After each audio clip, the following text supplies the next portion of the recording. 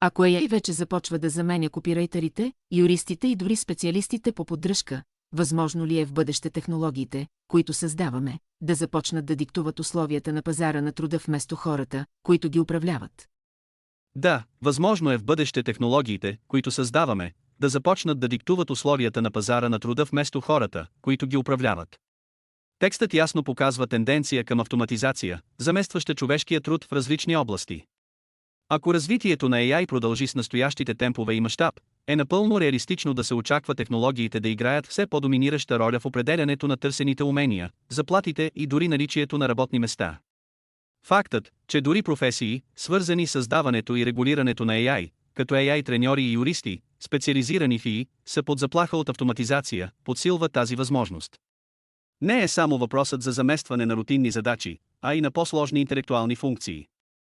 Важно е да се отбележи, че това не е непременно негативен сценарий. Правилното управление на технологичния прогрес може да доведе до по-висока производителност, икономически растеж и създаването на нови, по-креативни и интелектуално стимулиращи работни места. Но рискът от неравномерно разпределение на ползите и създаването на масова безработица е реален, ако не се предприемат адекватни мерки за адаптация и преквалификация на работната сила.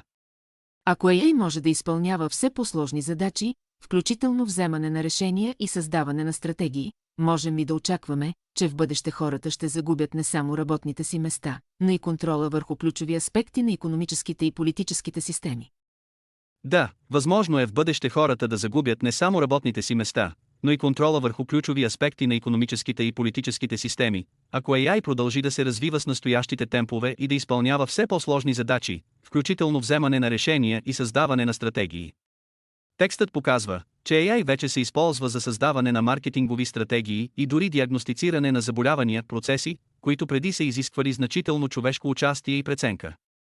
Ако AI може да автоматизира тези процеси, е логично да се очаква, че в бъдеще може да се използва и за автоматизиране на други сложни решения в икономиката и политиката, например автоматизирано управление на финансови пазари, алгоритми, вземащи решения за инвестиции, търговия и управление на рискове, без човешка намеса.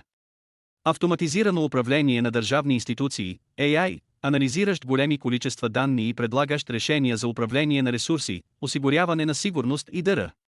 Автоматизирано разработване на закони и политики, системи, генериращи закони, базирани на данни и анализ, с минимална човешка намеса. Това не означава автоматично отрицателен сценарий. Възможно е AI да помогне за по-ефективно и справедливо управление на системите, елиминирайки човешките предубеждения и грешки. Но рискът от концентриране на властта в ръцете на разработчици и собственици на AI, без адекватен обществен контрол, е реален и представлява сериозно етично и политическо предизвикателство.